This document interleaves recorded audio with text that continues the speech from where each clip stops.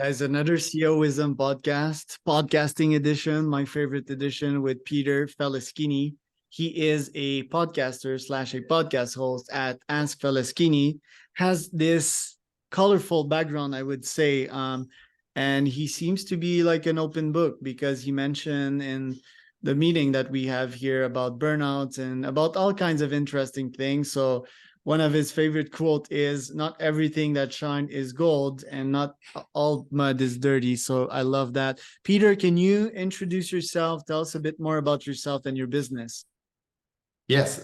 First, thank you, Charles, for having me on your podcast. It's an honor. I hope I will add some value to your listeners. And I would like to say that for most of my life, I was a treasurer. Working in different companies, started in London and then moved to Switzerland. After that, I went back to London, but I retired on a family farm after burnout.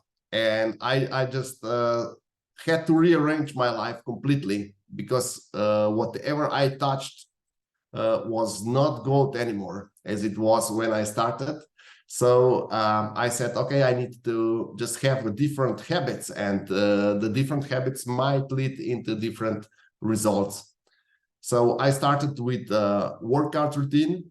I still work out daily, and I started with a strict diet. I'm still on a keto diet. So I also included a lot of fasting and meditation and similar. And then after 3 years of retirement, I got really bored and started my podcast when I tried to explain as many mistakes I did as possible so that people can avoid it. All right, so let's get to the pre-burnout phase. So you seem to have got pretty rich from your activity managing multiple funds. Tell us a bit more about that, because yeah, everything you touched turned to gold back then. So tell us like what you were doing precisely and yeah, the financial outcomes of that. So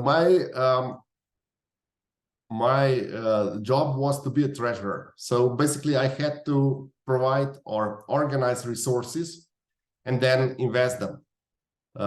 In a modern sense, that would be an investment banker. I can tell you just that we had on the peak before the 2008 crisis, we had about 2 billion under management. And then just before retirement, we had $11 billion under management. I'm not allowed to discuss my paychecks and compensations because I'm still under NDA. And as I wrote, I had, after the burnout, I had experience even a bankruptcy, even multiple bankruptcies, because a couple of my companies that I took with me went bankrupt. So right now I'm starting from basically from zero, and I'm trying to do everything sustainable without leverage. Basically taking everything really conservative. First earn the money, then spend the money, and similar. This is how I prepare for my, let's say, retirement. Right. So let me ask you that. Did you retire by choice or was it forced on you because of the burnout? It's a little bit of both, but if we look at, I could still continue working as a treasurer, but the results were getting worse and worse. So my performance was far from my peak performance about a decade ago. As far as my body is concerned, I was like 60 pounds overweight. So I was basically forced to do something else. Serious illnesses might start occurring, like diabetes and cancer and all heart attacks and similar that my colleagues have experienced.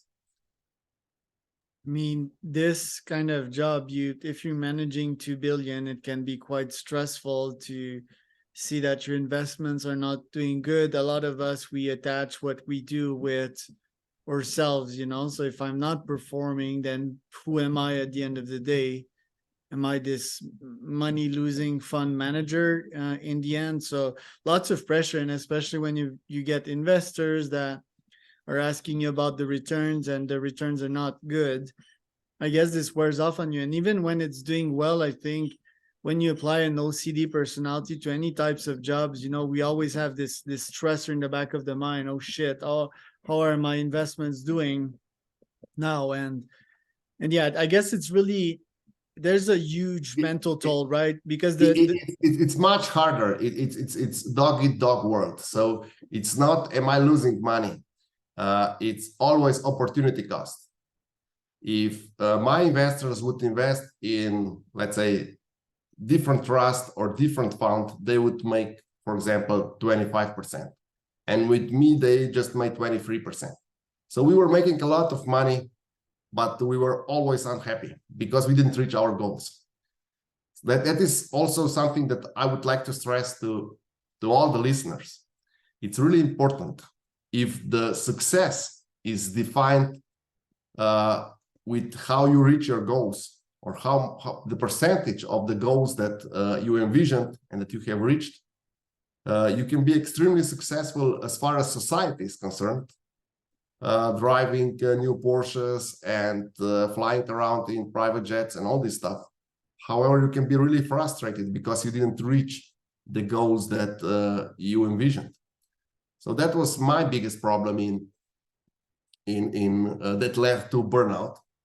And I was always frustrated, basically. I was not good with everything. My all results were above average. Our companies perform like one of our startups got the most innovative startup in Central Europe award, and similar. So we had huge results if we would see the general population. However, when you're in the top 1%, then you're competing with the best.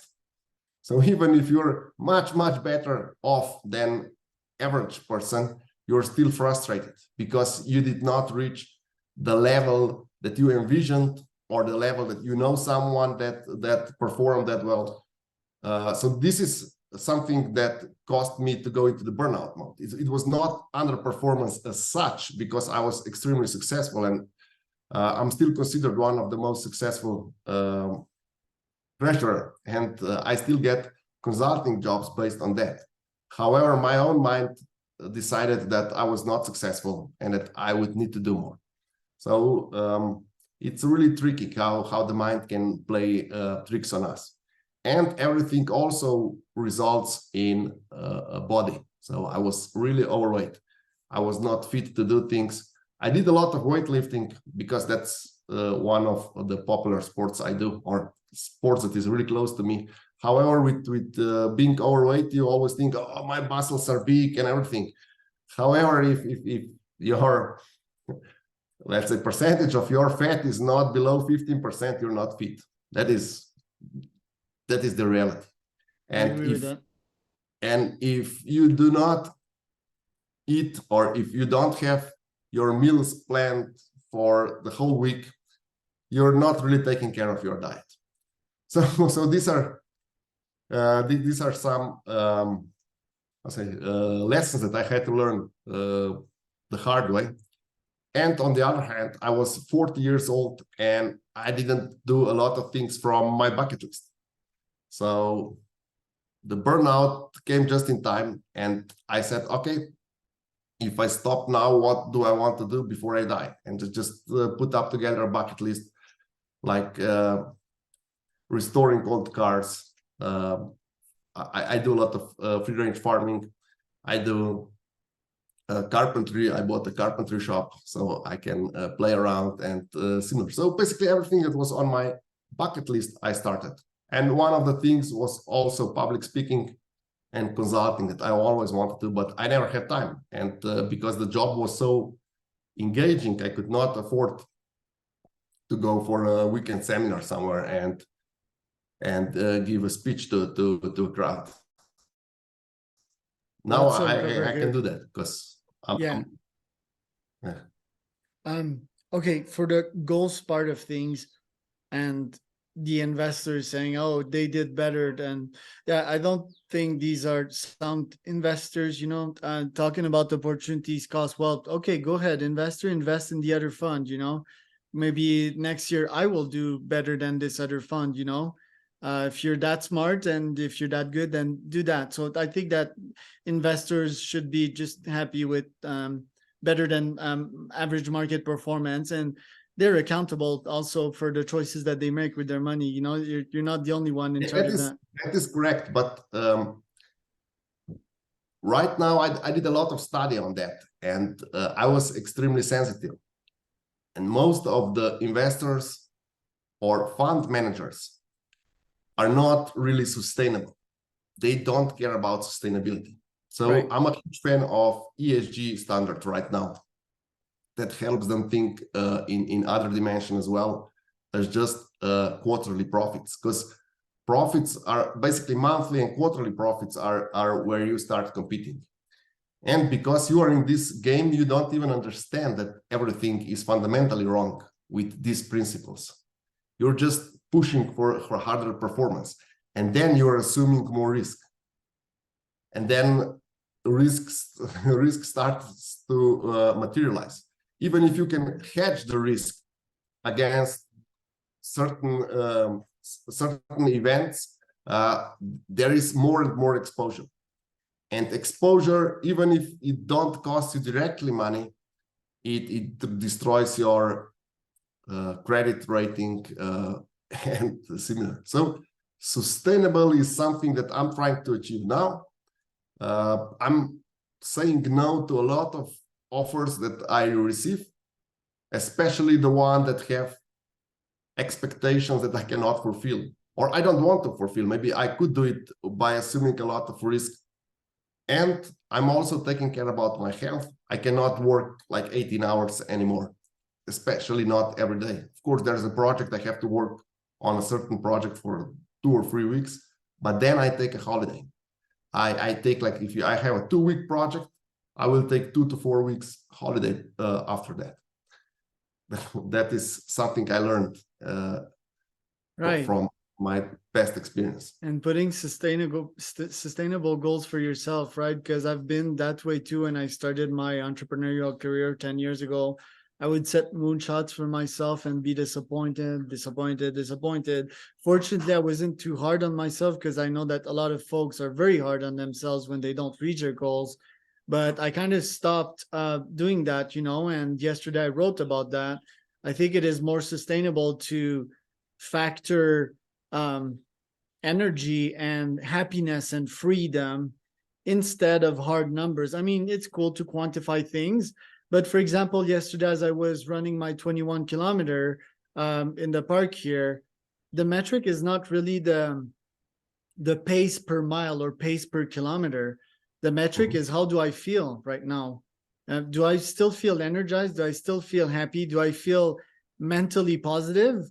Or am I all fucked up and my ankle is hurting and I'm about to stop? I think as humans, especially in the business world, we're all about these hard testosterone metric, but what we need is more skill. It's sustainability. It's more on the feminine side of things, which is feeling, which is a very hard thesis to have. It's really contrarian. It's not normal. Maybe, what do you think about that? Yeah, okay. I have I'm a part of a neuroscience research lab, and what we found out is that most of the people that are high performance have a dopamine addiction. Right. So they're fully agree with that.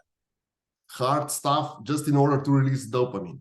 That is a similar reaction to that the gamblers have, similar reactions to people that are extremely self-destructive. And that is also why the goals are so high. Let's be realistic. If you're entrepreneurs, and if you are one of the entrepreneurs, sorry, and you are so successful that you have no debt, and that your bills are paid by let's say the last day of every month, you are really successful. You are in top 1% of the people already. Then if you drive $30,000 car or $300,000 car. That in percentage wise is just not important. So for me, what is important is if you have reached this, let's say, first level of awesome, that you can take care of yourself, that you're doing business that either you enjoy or you are so good at that you don't get annoyed by. That is just awesome. That here is where sustainability starts. And then just if you improve yourself a little bit every day, if you learn new skill every week, if you get to know someone every day, that is the huge advancement that you can make. And in 5 years, the progress will be huge. In just small incremental improvement. Of course, you need to be adaptable because things do change, and you cannot do. Let's say for me, like consultant, I cannot do the same method for like 5 years because I have changed. So there is another method out there that I have to learn in order to be better with my clients, to help them comprehend faster, to help them make better profit. However, it is important that this does not take more of my time and that I'm becoming more efficient, because there are only 3 ways to grow as an entrepreneur, and that is extremely important. We have limited time available, and of course we all work with limited resources, so we can only use automation and all the AI tools. All this software can help us a lot with automation. Then optimization, math and similar sciences can help us optimize a lot. Would not hurt to anyone if they would know about the bottleneck theory and similar. And of course, we can outsource. Outsourcing is something for me really hard to do because I have trust issues. And when I get a partner that I can work with, I just tend to stick with them. And I forgive much more than an average person would. However, that also brings stability to me. And in the long run, I believe that will help me build much sounder foundation for my business in the future. And of course, you have trust issues because your performance levels are way higher than most people. They're to the stratosphere, you know. When you're a high performance entrepreneur, it's just so hard. It's not really trust, but it's mostly like, oh, you're just not operating on the same level as I, you know. And then there's the adaptation period. It takes time, but I'm also like fully in automation this year. I let go of 80% of my employees starting of this year, and just had a call with one of my friends. He's offering to edit the podcast, and I'm like, yeah, dude, I'm sorry, I'm not in the team human anymore this year. I may be testing the automation route, even more so that I'll be launching my own RPA agency this year to pretty much automate or AI pretty much all the processes in my business. I believe way more in that than in human high quality work, because yeah, humans are high quality, but they don't scale. And just like you, I'm a strong believer in compounding and scaling. That's what I'm all about, you know. Thanks to Warren Buffett and Munger for that.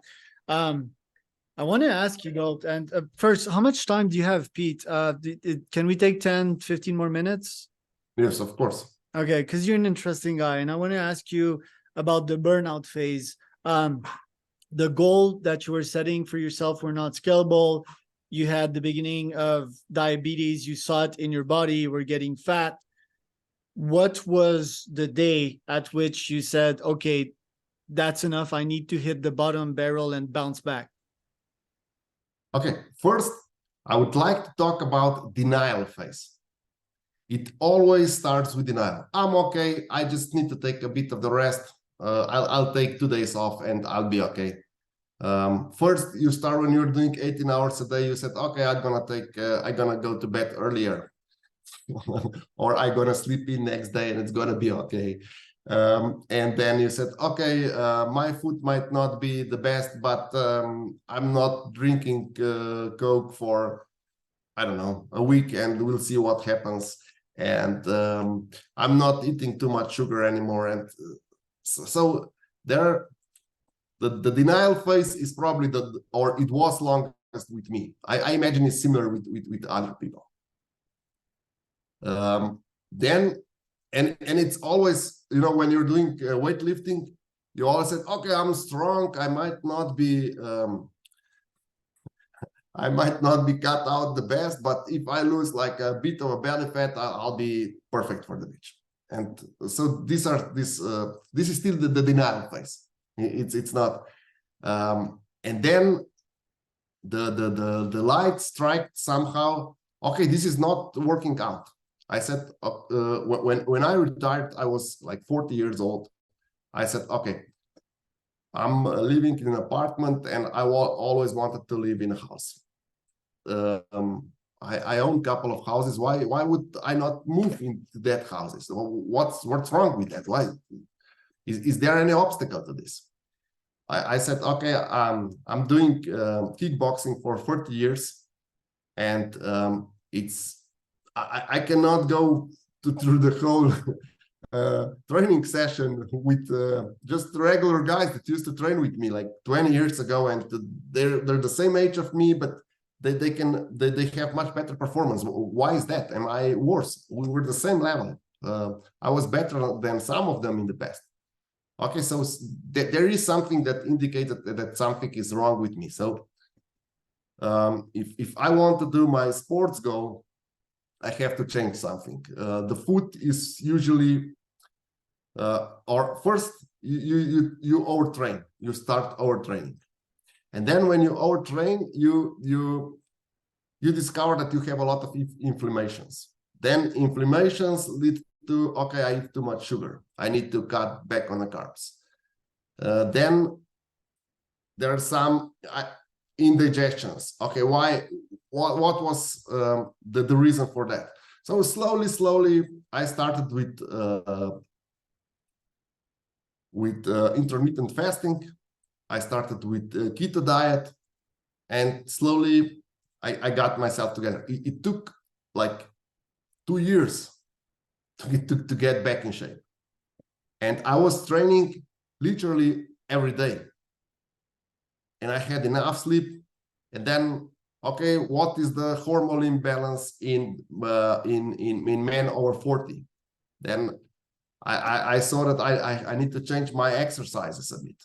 I shouldn't do so much of the running. I should do more weightlifting. And similar. So one thing led to another. It was not just one thing in a physical or with my body, but with my mind. I came to a phase where I used to be really funny and nice guy to be around, and then I became completely annoying to everyone. And what was the worst was I was annoying even to me. It was hard for me to stand myself. So I said, okay, I have to radically change how I view the world. And from extreme pessimism, finding the worst in everything around me, I started to look how to change that, because I didn't start like that. I was always optimistic. Everything was okay. We can do that. We'll push it somehow. But then in the burnout phase, no, it's not possible. Everything is wrong. The taxes are too high. This is a problem. That is a problem. So or we were in Switzerland, the taxes were really favorable to us, so the fixed costs were too high. So we have a problem because we have fixed costs. And all this stuff just combined. And then I said, okay, I need to take responsibility. It's not outside of me, it's inside. So what is going on inside of me that I perceive world as a hostile place without opportunities? And then I needed like 2 years or I'm still working on that to discover myself. And the biggest challenge for me was because I'm so into science. And I started with the neuroscience. I'm still part of the neuroscience, let's say, club. But things were much more in my mental well-being. And I started reading books and I was depressed, basically. Because the reason for my depression was I did not achieve success that I wanted to achieve in the time that I imagined it will be achieved. So it's complete, I say, bonkers, because at that time I was making 7 figures. I was driving around with the best cars and everything. And I was depressed because I was so frustrated that I was not successful. So then you need a slap in your face from someone that you trust, and they will say, okay, check what you're doing. You have access to everyone in the world, but you're not accessing the right people. That is the problem. And in hyper-competitive environment, nobody cares about you. So you have to change the environment a bit. So I went into farming. In farming, things are completely different. Everything that grows is success immediately. If something fails, it's no problem. We're going to do it better next year and similar. So that helped me a lot. So I hope I explained the burnout and how I went out from that. Well, it's very inspiring. Me, I didn't had hard burnouts yet. I had flashes of burnouts in the last couple of years, with COVID, and sometimes I was taking a bit too much risks in my business, not caring enough for my clients and so forth. So I had that happen. I think I've always designed my life with scale, but your current life right now is somewhat of the idealized vision of my life that I would love to have, right? The ranch, the farm, working on old cars. I also have that on my list. Like buying these animals and planting these plants and working with my hands, carpentry is definitely a part of it too. So congrats on achieving that. For the diet part of things, I mean, me, I've oscillated between various diets. Keto, I followed it for 2 years. It wasn't scalable with my other goals as an ultra endurance athlete, like it was just disaster pants all the time that I tried to run with that much oil in my gut.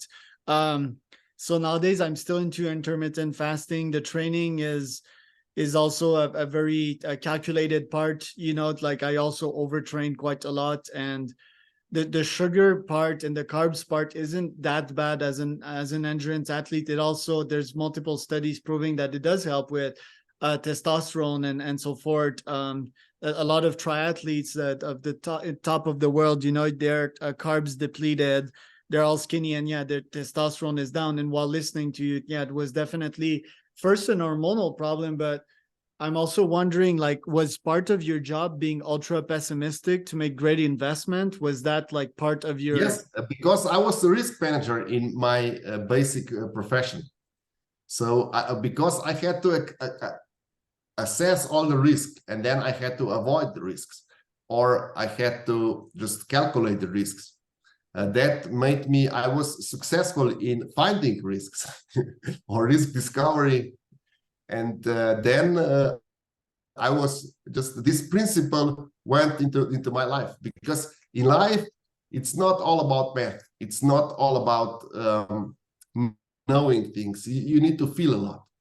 And the half of me that feels things and intuition and everything was just turned off. And that resulted into burnout, I believe, in a large scale. And another thing that was really important is I was really scared to try new things. And I was scared to fail. For example, with podcast, It's a typical, let's say, for me, podcast is something that I bring to the people, and that I can be vulnerable. You don't need to like me. You don't need to like my accent. You don't need to like how I explain things. And that was the lesson, because before, when you're driven around by chauffeurs and taxi around in jets and everything like that, you're still having one persona that you have to defend and all this stuff. But then when you're retired, you don't need that. Everyone can see that you're vulnerable. I cannot work on my farm for like 12 hours, maybe one day, but not every day. My representation on certain topic in business might not be the best one. But if you have if you listen to like 3 or 4 different podcasts, you might get one piece of information that will help you. And my topics might not be for everyone, but if one person gets something out of it, it's enough. It made my day. My mission is accomplished. And this is how I have developed this. It was really strange for me, because most of my business was in UK and Switzerland, and still is. The business is still based in UK, but most of the listeners are from US, namely New York.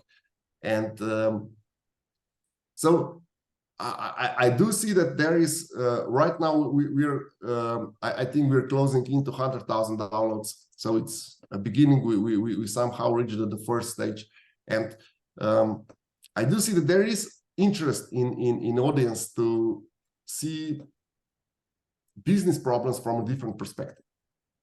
And I'm trying to do as much interviews with all different coaches, life coaches, and similar.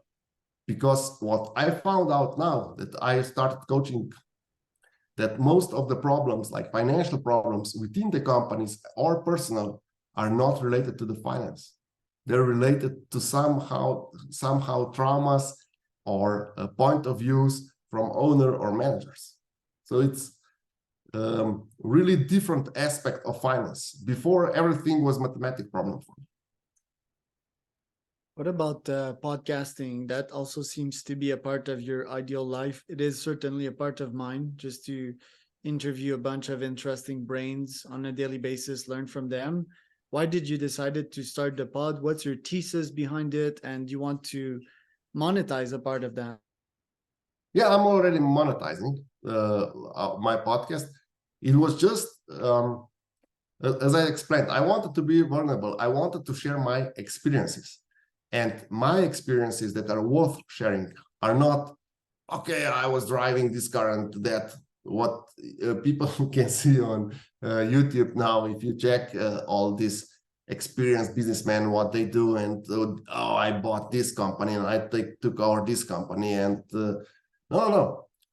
I want to share my failures, because from my failures and all the mistakes I made, and most of them are really stupid, and a lot of them are connected with my ego or are completely unreasonable.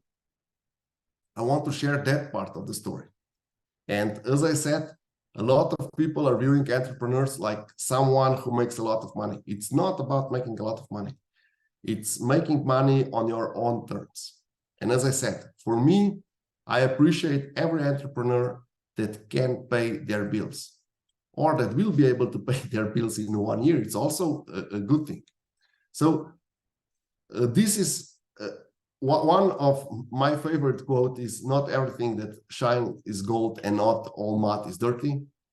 How I see it is that a lot of things that seem really promising in investment, in business, is just not that, because maybe it's not sustainable, maybe it's not satisfying, and all this stuff. But many different areas or things in business that seems really muddy or difficult business can be really satisfying.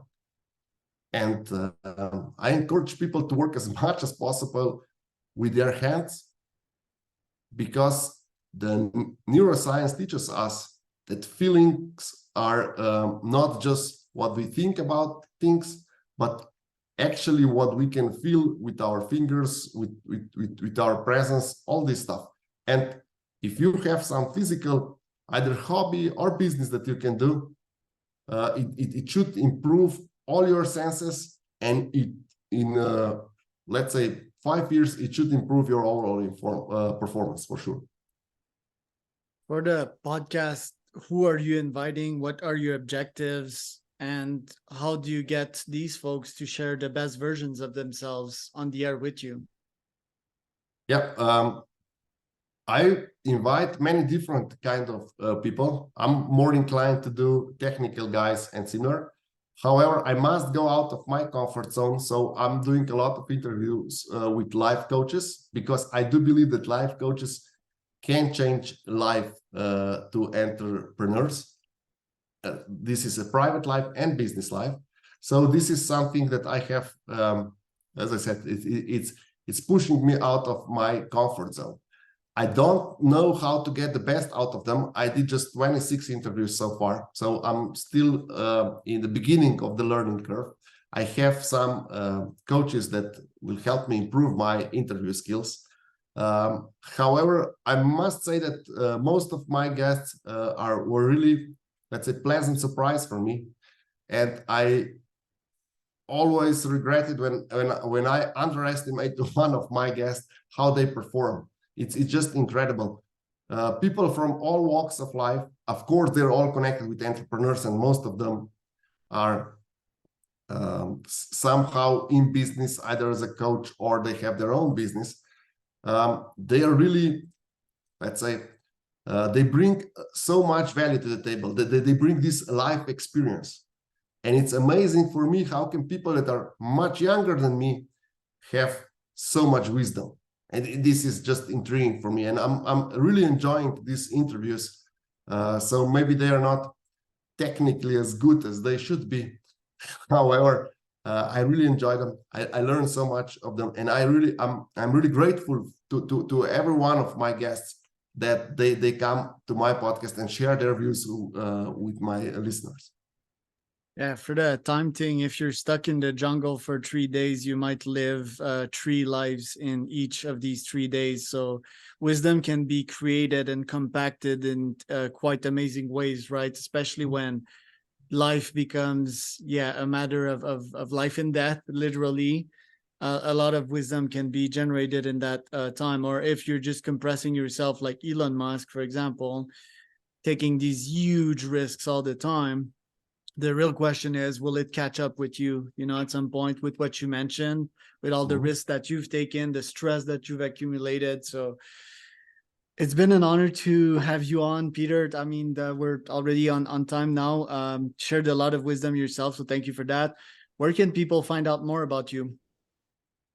AskFaleskini.com is the best address to find my podcast, and I'm also present on LinkedIn, probably the platform that I'm worst in using and also sharing the information.